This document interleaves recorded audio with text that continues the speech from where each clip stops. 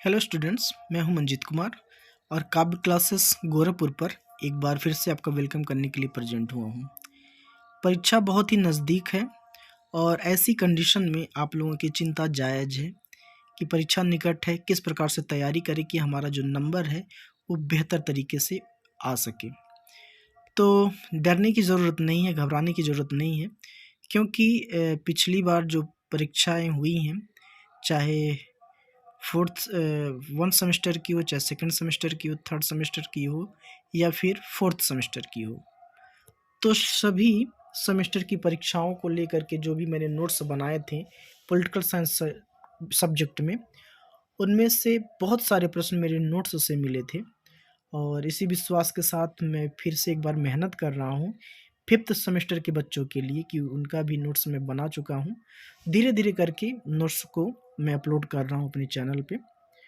तो उसी को देखते हुए मैं आज एक वीडियो फिर से लेकर के आया हूँ। प्रश्न संख्या 15 से हम स्टार्ट करेंगे। बहुत ही महत्वपूर्ण प्रश्न है। प्रश्न कह रहा है, व्यापक संदर्भ में प्रशासन के ध्येय स्वयं राज्य के अंतिम उद्देश्य हैं। ये प्रश्न कथन से संबंधित है कि इस प्रकार का जो स्टेटमेंट है, जो विचार है, वो किस विचारक ने दिया है।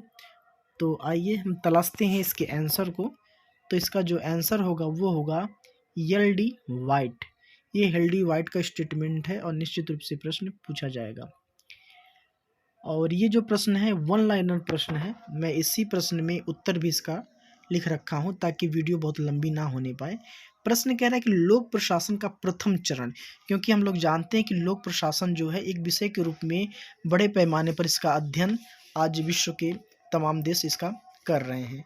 और चूँकि एक पूरी पुस्तक ही हमको लोक प्रशासन के संबंध में पढ़नी है, जो कि लोक प्रशासन के सिद्धांत पर आधारित है, तो कह रहा है कि लोक प्रशासन के अध्ययन का जो चरण है उसकी स्टार्टिंग कब से शुरू होती है, यानी कि उसका पहला चरण कब से स्टार्ट होता है। तो मित्रों, इसका जो पहला चरण स्टार्ट होता है वो होता है 1887 से लेकर के 1926 तक। सेम वही प्रश्न है और प्रश्न थोड़ा सा बदलाव है प्रश्न में।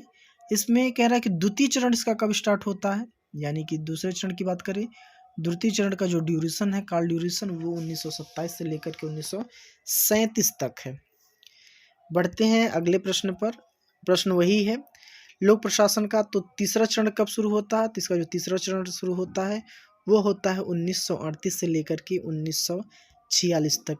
मित्रों, बिना स्किप किए वीडियो को देखेंगे तो इसका फ़ायदा आपको निश्चित रूप से मिलने वाला है। कहीं मत जाइएगा, वीडियो के अंत तक बने रहिएगा। निश्चित रूप से सारे प्रश्न आपको यहीं से मिलने वाले हैं। और वीडियो अच्छा लगेगा तो अपने मित्रों तक शेयर जरूर करिएगा।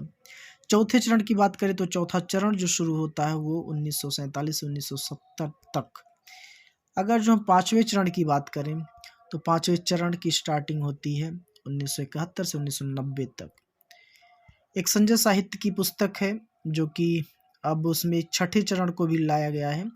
तो छठे चरण का जो काल ड्यूरेशन है 1900, हालांकि मैं यहाँ पर 90 लिखा हूँ, 1991 से अब तक इसका चरण माना जाता है।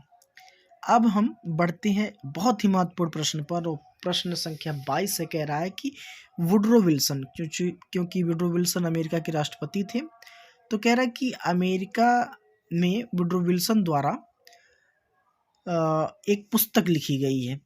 जो कि अमेरिका के राष्ट्रपति थे, उन्होंने एक पुस्तक लिखा कि प्रशासन के अध्ययन किसकी रचना है? ये वुडरो विल्सन की रचना है। ये पुस्तक का नाम है। अगर जो इंग्लिश में हम इसको समझना चाहें तो ये कह रहा है कि ए स्टडी ऑफ एडमिनिस्ट्रेशन, ये वुडरो विल्सन की रचना है। अब दूसरी पुस्तक कह रहा है ये किसकी रचना है? तो एक पुस्तक है जिसका नाम है introduction to the study public administration, जो कि 1926 में लिखी गई। इसके रचनाकार एल डी वाइट हैं। और लोक प्रशासन का भी हमने पढ़ा कि चरण कितने चरण हैं? तो 6 चरण है। तो पहले चरण की हम बात करें तो पहले चरण में जो लोक प्रशासन पर विशेष बल दिया गया था, जो ध्यान दिया गया था, वो प्रशासनिक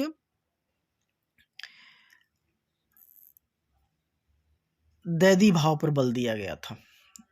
अगला प्रश्न कह रहा है, एक पुस्तक है, बहुत ही महत्वपूर्ण पुस्तक ये भी है मित्रों। सारे जो पुस्तक हैं सारे महत्वपूर्ण प्रश्न पुस्तक है, वही हमने लिख रखा है। प्रिंसिपल ऑफ पब्लिक एडमिनिस्ट्रेशन, जो कि 1927 में लिखी गई पुस्तक है। किसके द्वारा लिखी गई है? एफ बिलोबी के द्वारा लिखी गई है। इसमें किस सिद्धांत पर बल दिया गया है? तो लोक प्रशासन के सिद्धांत पर बल दिया गया। ये दूसरे चरण में लिखी गई पुस्तक है। अगली पुस्तक है मित्रों, प्रिंसिपल ऑफ ऑर्गेनाइजेशन। ये पुस्तक किसकी है? तो ये मोने और रैले की पुस्तक है, प्रिंसिपल ऑफ ऑर्गेनाइजेशंस।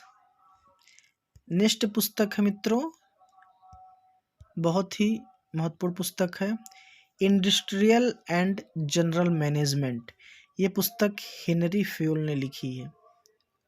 बहुत ही इंपॉर्टेंट प्रश्न है।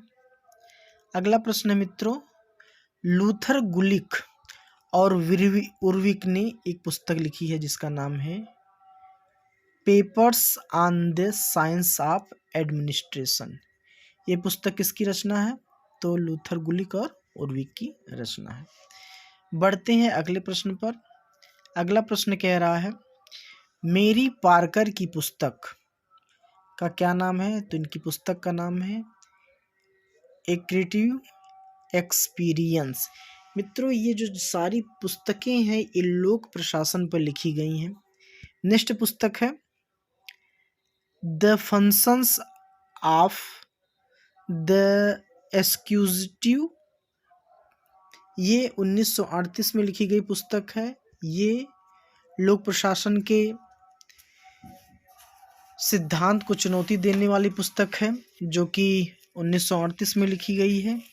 और इस पे जो बल दिया गया था 1938 में, ये तीसरे चरण पर बल दिया गया था, जो लोक प्रशासन का तीसरा चरण है उस पे। बढ़ते हैं अगले प्रश्न पर। प्रश्न कह रहा है कि हर्बर्ट साइमन की रचना, बहुत ही इंपॉर्टेंट प्रश्न है, एडमिनिस्ट्रेटिव बिहेवियर। ये हर्बर्ट साइमन की रचना है। कब लिखी गई है? 1947 में। अब एक अन्य महत्वपूर्ण प्रश्न की हम बात करें तो लोक प्रशासन पर लिखी गई ये भी पुस्तक है, लोक सेवा के लिए उच्च शिक्षा हनरी प्रतिवेदन। कब प्रस्तुत किया गया? तो ये 1967 में। अगला प्रश्न है, लोक प्रशासन के सिद्धांत और व्यवहार पर फिलाडेल्फिया सम्मेलन पर विचार कब हुआ? तो 1967 में ये भी, और 1967 में हनी प्रतिवेदन। बहुत ही इंपॉर्टेंट है, पूछा जाता है, यहाँ तक कि नेट की परीक्षा में ये पूछा जाने वाला प्रश्न है। नेक्स्ट पुस्तक है,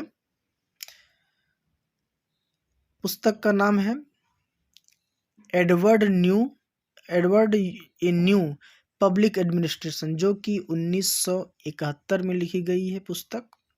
ये किसने लिखा है? ये फ्रैंक मेरिनी ने लिखा है।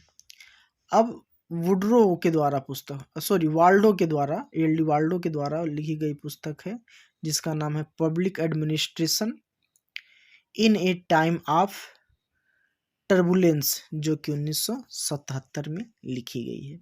मित्रों, ये था आज का वीडियो अच्छा लगा हो तो चैनल को सब्सक्राइब जरूर करिएगा, और ऐसे महत्वपूर्ण प्रश्नों को देखने के लिए हमारे चैनल को सब्सक्राइब करिए। और मिलते हैं एक नए वीडियो में, तब तक के लिए जय हिंद, वंदे मातरम।